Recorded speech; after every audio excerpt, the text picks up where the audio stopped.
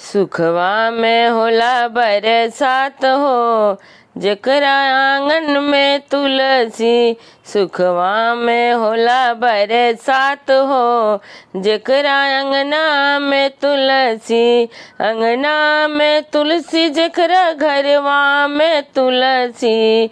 सुखवा में होला बरसात हो, जेकरा अंगना में तुलसी। धनवा के होला बरसात हो, जेकरा अंगना में तुलसी। जेकरा ही घरवा में सदगुण बेटवा। जेकरा ही घरवा में सदगुण बेटवा। सदगुण बेटवा हो, सदगुण बेटवा।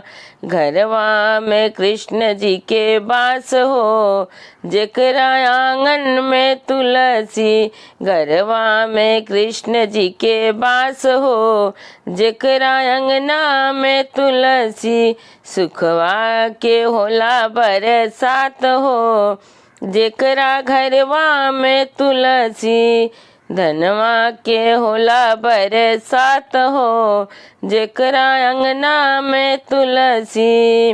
जेकरा ही घरवा में सदगुण बहुआ। जेकरा ही घरवा में सदगुण बहुआ। सदगुण बहुआ हो, सदगुण बहुआ। उ घरवा में लक्ष्मी जी के वास हो, जेकरा अंगना में तुलसी। सुखवा के होला बरसात हो, जेकरा अंगना में तुलसी। धनवा के होला बरसात हो, जेकरा अंगना में तुलसी। जेकरा ही घरवा में सदगुण बेटिया।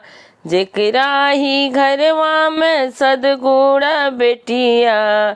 सदगुण बेटिया हो, सदगुण बेटिया। ऊ घरवा में दुर्गा जी के वास हो, जेकरा अंगना में तुलसी।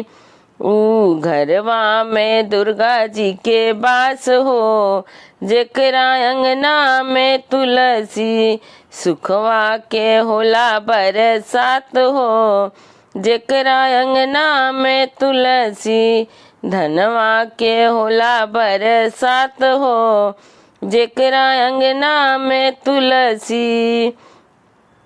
जेकरा ही घरवा में जेठ बड़ के आदर। जेकरा ही